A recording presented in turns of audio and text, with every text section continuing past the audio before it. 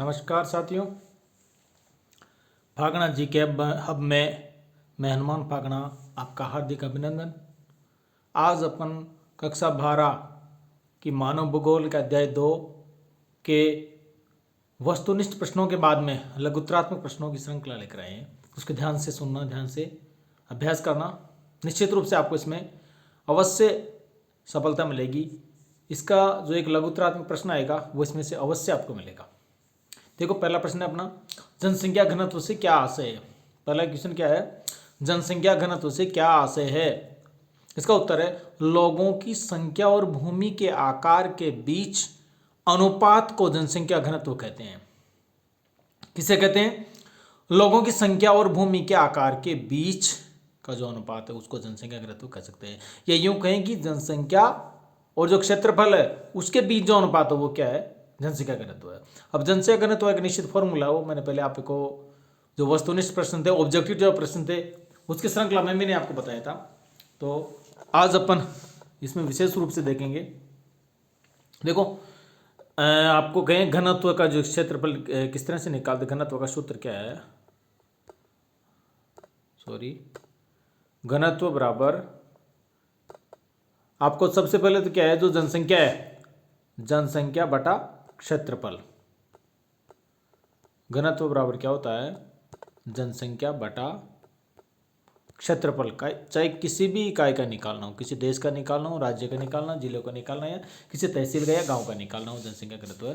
तो उसकी जो जनसंख्या में अपने क्षेत्रफल से डिवाइड कर देंगे तो उससे अपने जनसंख्या घनत्व निकल आएगा। इसके बाद में दूसरा क्वेश्चन है इसका, प्रवास क्या है।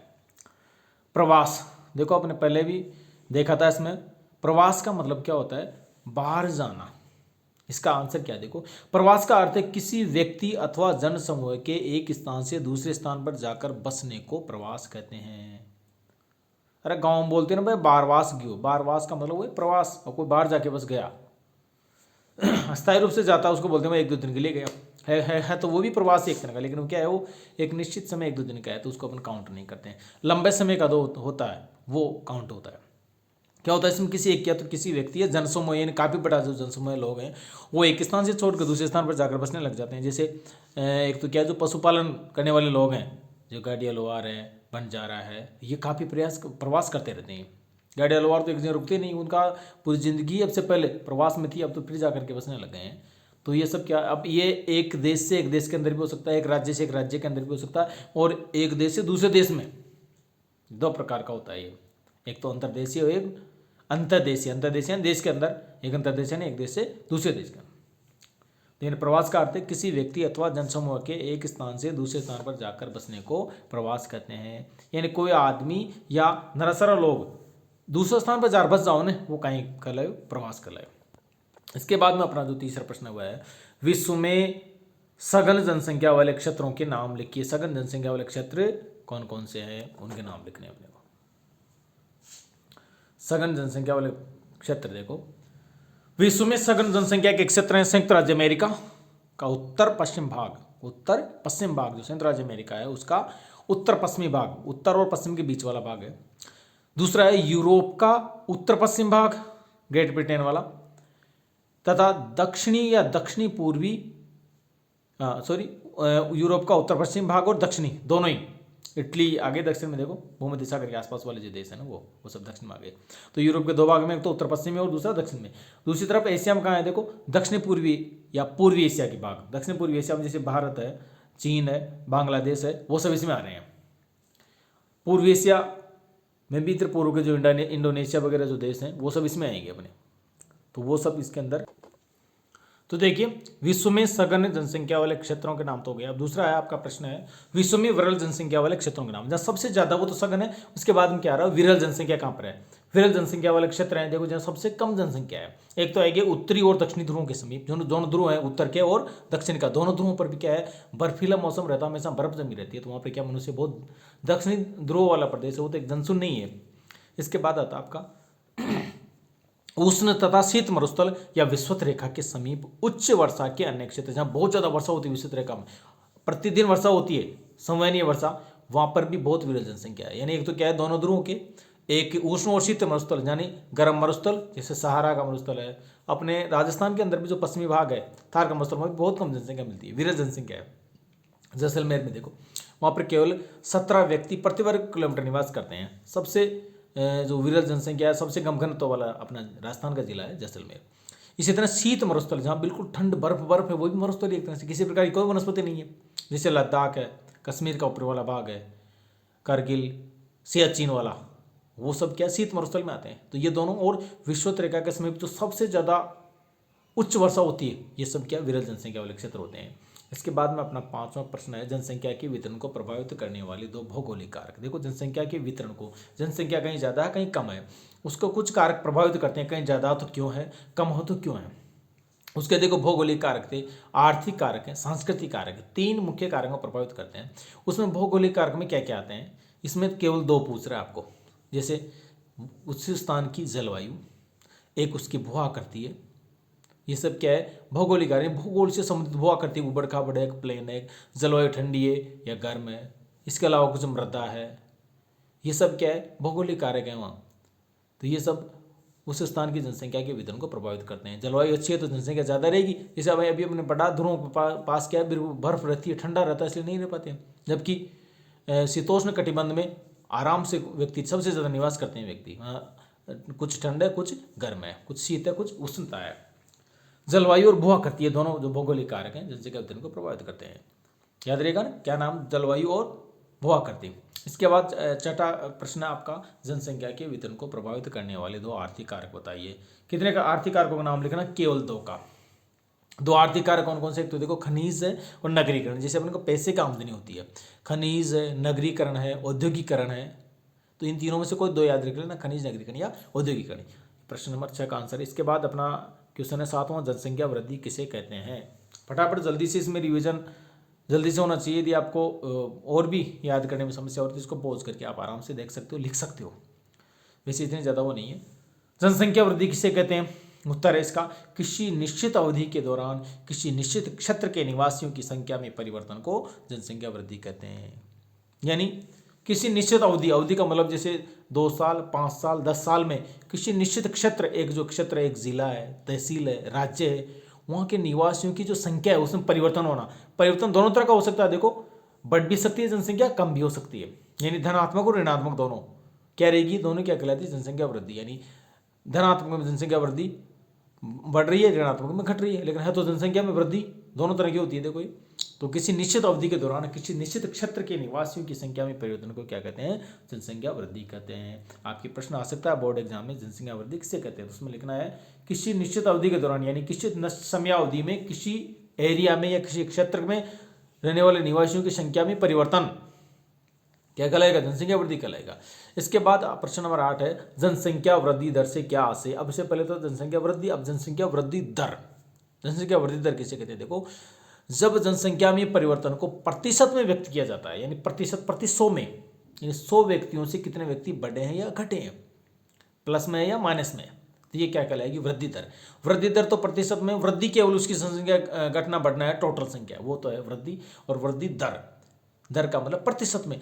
जब जनसंख्या में परिवर्तन को प्रतिशत में व्यक्त किया जाता है तो उसे जनसंख्या की वृद्धि दर कहते हैं। आगे समझ में, जब जनसंख्या में परिवर्तन को किस में व्यक्त किया जाता है, प्रतिशत में व्यक्त किया जाता है, तो क्या कहलाता है, उसे जनसंख्या की वृद्धि दर कहते हैं। इसके बाद में क्वेश्चन नंबर 9 है, जनसंख्या की धनात्मक वृद्धि क्या है।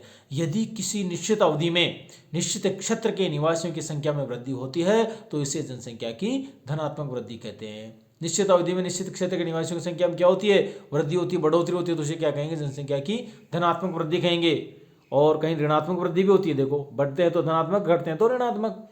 तो 10वां प्रश्न इसी का है। देखो, जनसंख्या की ऋणात्मक वृद्धि क्या है। यदि किसी निश्चित अवधि में निश्चित क्षेत्र के निवासियों की संख्या में कमी होती है तो इसे जनसंख्या की ऋणात्मक वृद्धि कहते हैं। कैसी वृद्धि है वो, ऋणात्मक, माइनस वाली है ना, कमी होती है। तो देखो इसमें क्या है, अपना मेन बिंदु क्या है, ऊपर वाले में तो था वृद्धि वाला, ये वृद्धि वाला, और इसमें एक कमी है, इसमें वृद्धि का था, ये वृद्धि होती है तो क्या कहलाएगा, वो वृद्धि होती है तो क्या कहलाएगा, धनात्मक, और वृद्धि नहीं होती है तो ऋणात्मक, यानी कमी होती है। जनसंख्या की वृद्धि को किसमें व्यक्त किया जाता है। देखो, जनसंख्या की वृद्धि को अभी वृद्धि दर पढ़ा था ना बनने, वही बात है ये। जनसंख्या की वृद्धि को निरपेक्ष आंकड़ों अथवा प्रतिशत मात्रा में व्यक्त किया जाता है। निरपेक्ष आंकड़ों या प्रतिशत मात्रा में व्यक्त करते हैं। 12 है, जनसंख्या की प्राकृतिक वृद्धि जानने के लिए किसका प्रयोग किया जाता है? जनसंख्या की प्राकृतिक वृद्धि ज्ञात करने के लिए केवल जन्म दर तथा मृत्यु दर का प्रयोग किया जाता है। जन्म दर या मृत्यु दर, इनका ही प्रयोग किया जाता है। 13वां है, जनसंख्या की प्राकृतिक वृद्धि क्या है, यानी प्राकृतिक वृद्धि क्या है? उत्तर, इसका किसी क्षेत्र विशेष में 2 अंतरालों में जन्म और मृत्यु के अंतर से बढ़ने वाली जनसंख्या को उस क्षेत्र की प्राकृतिक वृद्धि कहते हैं। क्षेत्र विशेष में 2 अंतरालों में जन्म या मृत्यु के अंतर, जन्म और मृत्यु के जो अंतर से बढ़ने वाली जनसंख्या है, उससे उस क्षेत्र की प्राकृतिक वृद्धि कहलाती है। जन्म मृत्यु के अंतर से बढ़ा है या घटा है, वो सब क्या कहलाएगी? प्राकृतिक। नेचुरल रूप से कितनी बढ़ी है? तो नेचुरल एक कृत्रिमता क्या होगी? जैसे प्रवास के द्वारा आ रहे हैं, वो कृत्रिमता है। नेचुरल तो यही का जन्म माइनस मृत्यु। 100 जन्मे, 80 मर गए, तो कितने बढ़े? 100 माइनस 80 बराबर 20 ही तो बढ़े। तो 20 क्या है? प्राकृतिक वृद्धि है। अब उसमें मान लो 50 व्यक्ति बाहर से और आ गए, तो कितने बढ़ गए? 50 बाहर से आ गए, तो 50 प्लस 20 पहले वाले नेचुरल थे, तो 70 व्यक्ति बढ़े वैसे तो, लेकिन वो प्राकृतिक नहीं है, वो कृत्रिम है। जन्म मृत्यु से जो बढ़ते हैं वो तो प्राकृतिक है, बाकी दूसरे कृत्रिम कहलाते हैं। तो प्राकृतिक वृद्धि में क्या है? जन्म और मृत्यु के अंतर से, यानी जन्म माइनस मृत्यु, प्राकृतिक वृद्धि बराबर जन्म माइनस मृत्यु। क्वेश्चन नंबर 14 है, आप्रवास व उत्प्रवास में अंतर लिखिए। ये देखो, प्रवास के दो प्रकार है मुख्यतः, आप्रवास और उत्प्रवास। नाम से स्पष्ट है, आ का मतलब आना, उत का मतलब उड़ना, उड़कर चले जाना। कोई पक्षी यहाँ से उड़कर चला गया, उत्प्रवास हो गया। कोई आ गया, आप्रवास हो गया। आप्रवास आना, यानी क्या है? आप्रवास का मतलब प्रवासी जो किसी नए स्थान पर जाते हैं, आप्रवासी कहलाते हैं। अपने भारत में दूसरे देशों से जो लोग आ रहे हैं, वो क्या है? आप्रवासी है या आप्रवास है। या अपने राज्य में, अपने जिले में दूसरी जगह से जो लोग आ रहे हैं, वो तो क्या है? आप्रवास कर रहे हैं, आप्रवासी हैं। और जो यहाँ से जा रहे हैं, उड़ रहे हैं, उड़कर जा रहे हैं, वो क्या है? उत्प्रवास, उड़ना, उत्प्रवास, उड़कर जाना है ना। उत्प्रवास यानी प्रवासी जो एक स्थान से बाहर चले जाते हैं, क्या कहलाते हैं? उत्प्रवासी कहलाते हैं। प्रवासी जो एक स्थान से बाहर चले जाते हैं, उत्प्रवासी कहलाते हैं। क्वेश्चन नंबर 15 है, भारत की वार्षिक जनसंख्या वृद्धि दर कितनी है? भारत की वार्षिक जनसंख्या वृद्धि दर है 1.64%। 1.64 बोले तो वैसे 64 नहीं, 64 है। तो भारत की वार्षिक जनसंख्या वृद्धि दर कितनी है? 1.64% है। याद रखना, वार्षिक यानी एक वर्ष की कितनी है? एक दूसरी होती है दशकीय वृद्धि दर, यानी 10 साल में जो जनगणना होती है ना अपने, हर 10 साल में लगभग हो रही है। भी कोरोना कारण से नहीं हो पाई, वरना पहले हर 10 साल में हो रही थी। 1991 से 2001 में, या उससे पहले 1981 में, 2001 के बाद 2011 में, अब 2021 में होनी थी, लेकिन 2021 में कोरोना आने कारण से नहीं हो पाई, तो अब होगी, देख लेंगे उसमें। तो वो है दशकीय वृद्धि दर थी ना, तो दशकीय वृद्धि दर अलग होती है। ये क्या है? वार्षिक है 1.64%, और वो दशकीय है 17 पॉइंट कुछ ऐसे है, तो 17.64 है वो। क्वेश्चन नंबर 16, अंतिम प्रश्न है, जनसंख्या वृद्धि की 2 प्रमुख समस्याएं लिखिए। जनसंख्या वृद्धि की 2 प्रमुख समस्याएं क्या है? जब जनसंख्या बढ़ चले तो उनकी काई समस्या पैदा होती है। एक तो बेरोजगारी, यानी आदमी ज़्यादा बढ़ गया तो रोजगार कोड़ा से मिल लो, रोजगार तो सही कौन पहली सुई। एक दूसरी गरीबी, रोजगार न मिल लो तो गरीबी ज़्यादा था जावला, वहाँ के पास खावा पीवा की व्यवस्था नहीं। गरीबी की ये स्थिति है, जहाँ खाना पीना नहीं मिलता, रोटी कम नहीं मिलती है, कपड़ा नहीं मिलता, रहने को घर नहीं मिलता, वो क्या कहलाते हैं? गरीबी कहलाते हैं। तो 2 समस्या बढ़ती है मुख्यतः, बेरोजगारी और गरीबी। 2 समस्या, एक तो बेरोजगारी और दूसरी गरीबी। चलो, वीडियो अच्छा लगा हो तो और भी दोस्तों को बताएं, आगे बढ़ाएं वीडियो को। सभी जो कक्षा 12 में पढ़ने वाले साथी लोग हैं उन सब तक पहुंचाएं। धन्यवाद। पुनः आपका फागना जी के हक में हार्दिक अभिनंदन, स्वागत।